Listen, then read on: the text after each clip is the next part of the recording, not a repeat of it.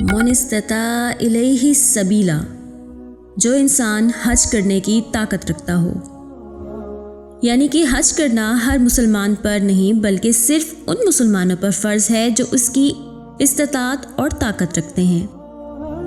اب سوال یہ پیدا ہوتا ہے کہ آخر اس استطاعت یا طاقت کے لفظ سے اللہ پاک کی کیا مراد ہے؟ بسم اللہ الرحمن الرحیم، دس از سحر کاشف اور آپ دیکھ رہے ہیں ایکسپلور ود سحر۔ ہماری ویڈیوز اگر آپ کو پسند آتی ہیں تو ہماری ویڈیوز کو لائک اور شیئر کرنا مت بھولیے گا۔ ناظرین کرام، آج ہم ایک بہت اہم مسئلے پر روشنی ڈالنے جا رہے ہیں کہ آخر حج کی فرضیت کے لیے انسان پر کون کون سی استطاعت لازمی ہے۔ اس کے لیے جو شرائط ہیں وہ ایک مسلمان کو لازمی طور پر پتہ ہونی چاہیے۔ ناظرین، اس کی چند شرائط ہیں جو ہم آپ کو بیان کرتے ہیں۔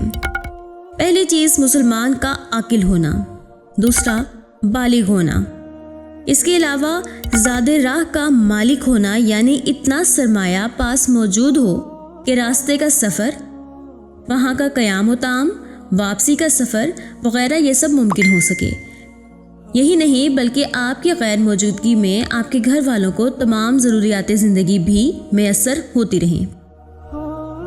پھر اگر خاتون ہے تو حج کی ادائیگی کے لیے ان کے ساتھ محرم کا ہونا لازمی ہے، کیونکہ نبی کریم صلی اللہ علیہ وآلہ وسلم کا ارشاد گرامی ہے کہ عورت بغیر محرم کے 3 دن سے زیادہ سفر نہ کرے، یعنی تقریباً 92 کلومیٹر کا فاصلہ کوئی مسلمان عورت بغیر محرم کے طے نہیں کر سکتی۔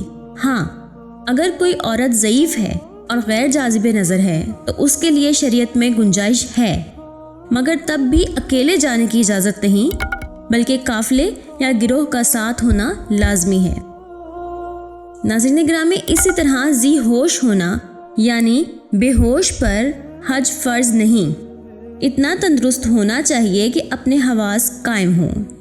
اب اگر کسی انسان پر یہ تمام شرائط پوری آتی ہوں تو اس پر حج فرض ہے۔ ایسی صورتحال میں اگر وہ حج کی ادائیگی نہ کرے گا تو گناہ گار ہوگا۔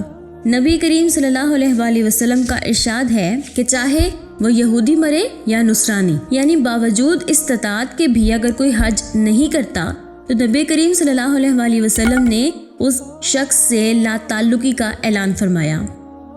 سامعین کرام، اسی طرح حج کرنے والے کے لیے ارشاد فرمایا کہ جس نے حج کیا تو وہ یوں واپس لوٹے گا گویا ابھی اپنی ماں کے پیٹ سے پیدا ہوا ہو، یعنی کہ اگر جائز طریقے سے کمائی کر کے تمام شرائط پوری کرتے ہوئے وہ حج کرے تو اس کے تمام گناہ معاف ہو جائیں گے اور وہ شخص پاک صاف ہو کر ایسا لوٹے گا جیسے کوئی نومولود بچہ ہوتا ہے۔